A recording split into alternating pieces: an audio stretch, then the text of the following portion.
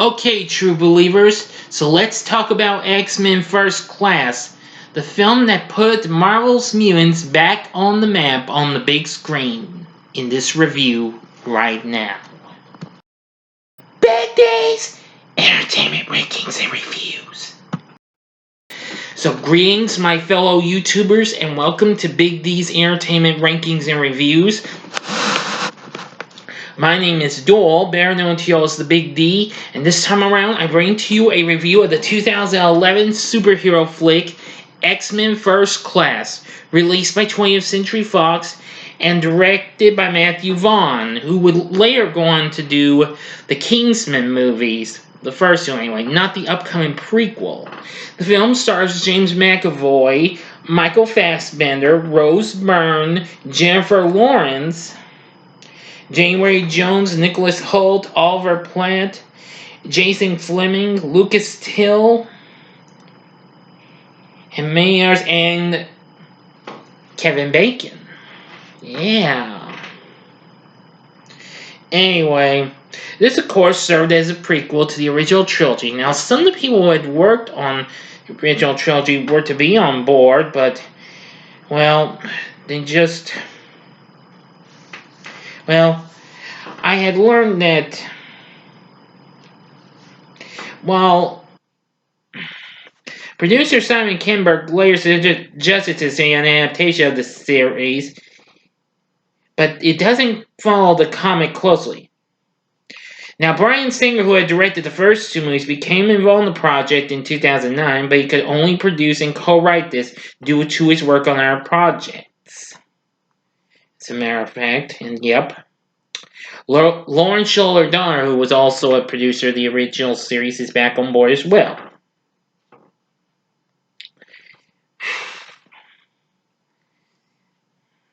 Now, Mr. Vaughn was previously attached to both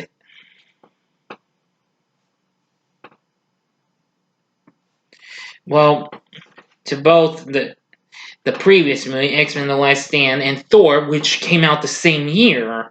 He became the director and also wrote the final script with Jane Goldman. But, however, well, First Class replaced a Magneto prequel film that had been in development but had entered development hell. So, they decided to go through this. And the depiction of the 1960s drew inspiration from the James Bond films of the period, as this took place during the 60s. So, if you are ready, let's get into our story. Now, of course, this starts out with the same bit of footage we saw in the beginning of the first X-Men movie. Starting in 1944, in a Nazi death camp, a Nazi scientist named Klaus Schmidt witnesses young prisoner Erich Lenscher bending a metal gate with his mind when he is separated from his parents. In his office, Schmidt orders Lenscher to move a coin on his desk and kills the boy's mother when he fails to do so. In grief and rage, Lenscher's magnetic power manifests, killing the two guards while they scream in pain and destroying the room.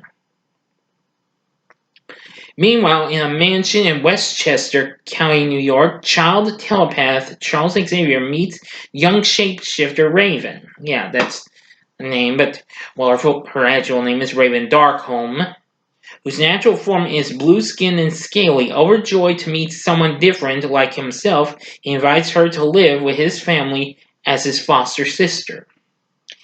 Now, we take place years later in 1962. Lenscher is now a Nazi hunter and is tracking down Schmidt for vengeance, while Xavier graduates from the University of Oxford. In Las Vegas, CIA officer Moira McTaggart follows U.S. Army Colonel Hendry into the Hellfire Club, which that's our main big group, where she sees Schmidt, now known as Sebastian Shaw, that's Kevin Bacon's character, who, believe me, was great to see him back in a, pretty good movie after I hadn't seen anything good with him in over a decade since he did Hollow Man, which I know a lot of people didn't quite like that movie much. Look for a review of that coming coming next month. I've got plans to review Hollow Man, thank you. Okay, now back to X-Men. He has 3 other mutants. A cyclone-producing mutant named Riptide, a teleporter named Azazel, I don't know if that's how you say it, and mutant telepath Emma Frost, also known as the White Queen in the comics. Threatened by Shaw and teleported by Azazel to the Joint War Room, Hendry advocates deployment of nuclear missiles in Turkey. Shaw, an energy-absorbing mutant whose powers have de-aged him, later kills Henry by releasing the energy he absorbed previously from an exploding grenade. Meanwhile, however, McTaggart is now seeking Xavier's advice on mutation. So takes him and Raven, I'm going to tell you, Xavier, played by James McAvoy, who had recently appeared in the movie Wanted with Angelina Jolie, and Raven is played by Jennifer Lawrence, who the following year would get her start playing Katniss in the Hunger Games series. Of course, Lawrence recently had starred as Bill Engvall's daughter on the Bill Engvall show. Well, Bill didn't use his actual last name for his character, you know. Yeah, you heard me correctly on that. Thank you. Okay, now where was I? Oh, yes. There at the CIA, they convinced Director McCone that mutants exist and Shaw is a threat. Another CIA officer sponsors the mutants and invites them to the secret Division X facility. McTaggart and Xavier find Shaw as Lensher is attacking him on his yacht, and Xavier rescues him from drowning, while Shaw escapes in a submarine. Xavier brings Lensher to Division X, where they meet young scientist Hank McCoy, played by Nicholas Hoult, a mutant with prehensile feet who believes Raven's DNA may provide a cure for their appearance. Xavier uses McCoy's mutant locating device, Cerebro, to seek recruits against Shaw. Xavier and Lensher recruit stripper Angel Salvador, cabbie Armando Munoz, I think that's how you pronounce it, Army prisoner Alex Summers, who of course is better known as Havoc, and actually, we don't have, this unfortunately is one of my slight issues, doesn't have a connection to Scott Summers, because in the comics, Alex Summers is Scott Summers, aka Cyclops' younger brother. And of course, he goes under the name Havoc. And conceited drifter Sean Cassidy, aka Banshee, if I'm not mistaken. Let me check my source. Yes. And of course, Armando Munoz is gotten the alias of Darwin. Okay, now where was I on this? Sorry, please stand by. Okay. Now when Miss Frost meets with a Soviet general in the USSR and uses her telepathic powers to pretend to have a little SEX with him, Xavier and Lensher capture her and discover that Shaw intends to start a nuclear war between the US and the USSR, which would accelerate, trigger global mutations, and therefore lead to extinction of the human race. Shaw and his other 2 allies attack Division X, killing everyone but the mutants, whom Shaw invites to join him. Salvador accepts, and when Summers and Munoz retaliate, Shaw kills Munoz. Darwin, of course. In Moscow, Shaw compels the general to have the USSR install missiles in Cuba. Wearing a helmet that blocks telepathy, Shaw follows the Soviet fleet in a submarine to ensure the missiles break a U.S. blockade. Now, Raven, thinking McCoy is attracted to her in her natural form, tells him not to use the cure. When she later attempts to seduce Eric by taking the forms of various women. He tells her she is beautiful as she is in her natural mutant form, which makes her contemplate naturism. Now, Hank uses the cure on himself, but it backfires, giving him blue fur and linen aspects, which makes him become the Beast. Now, I'm going to get to the last bit of this movie and the ending, so I advise you to stop this video if you've not seen the movie, okay? If you have seen it, please continue on with the review once this 5 seconds goes through. You have 5 seconds to stop this video, go to the description box below, and fast forward to the time below to avoid any spoilers. Thank you very much for your understanding. Here we go. Okay, you've been warned.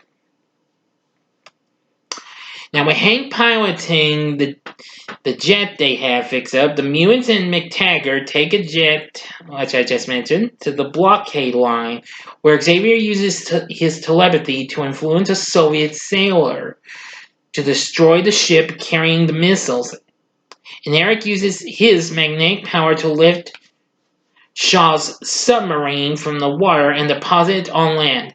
During the ensuing battle, Eric seizes Shaw's helmet, allowing Xavier to immobilize Shaw. But Eric tells Shaw he shares his exclusivist view of mutants, but to avenge his murder, kills him over Xavier's objections by forcing the Nazi coin from his childhood through Shaw's brain, causing massive pain to Xavier in the process.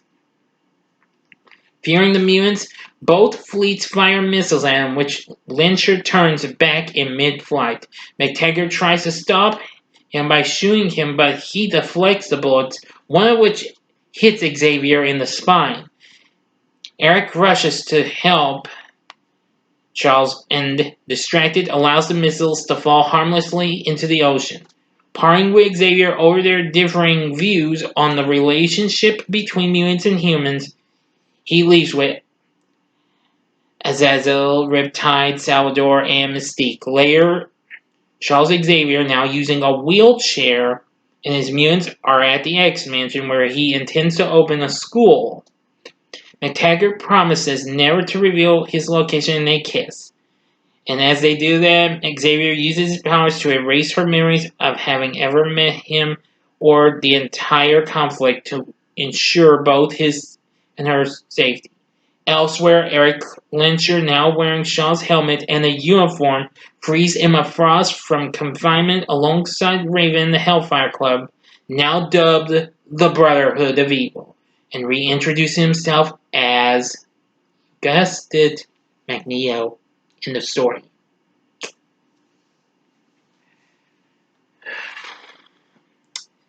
Excuse me for a sec. Just got... sorry. Alright then, that's it. Okay, now, what did I think of X-Men First Class? First off, I really love it. It's been some time since I last saw this, but I really did enjoy this. Now, I will tell you that I did like some how these new mutants have, even some that I haven't been quite too familiar with. Let me see. Now, of course, I will bring up what Alex Summers does. He has the ability to absorb energy and discharge it as blast. Yes, but in the comics, though, he can... Havoc can generate waves of plasma.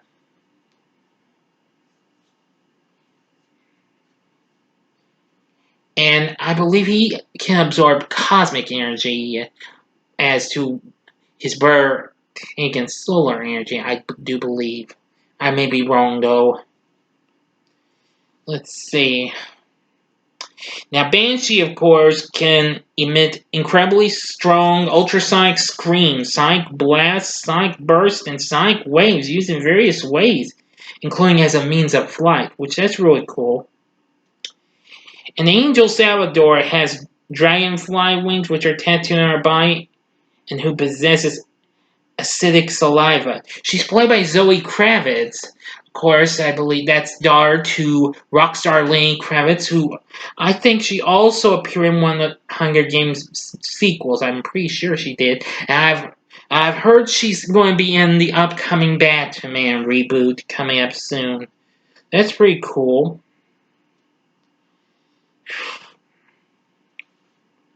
Let me see now. Yeah. And Darwin, he has so many transformations. Getting gills, turning his skin to concrete, all sorts of things. Really something. But now that I'm done with most of the characters, let me talk about. Oh yeah, I almost forgot. One other thing Emma Frost does besides being reading people's minds like Professor X, she can also change her body into like a diamond form, which can easily make her bulletproof and what have you. Yeah. And it's played by January Jones, who I knew her from movies like American Wedding and Anger Management. But anyway, I will say that I do like the story for this. The characters are actually pretty good. I have to agree with what the critics say. It was pretty good. It received positive reviews from everyone. The screenplay was real good, despite it may not have followed the comic. The direction this went, action sequences, visual effects, and of course the score for the movie, who was done by Henry Jackman. But anyway, I think that was really good, and X-Men First Class went on to become a success and become the 7th highest grossing film in the franchise overall.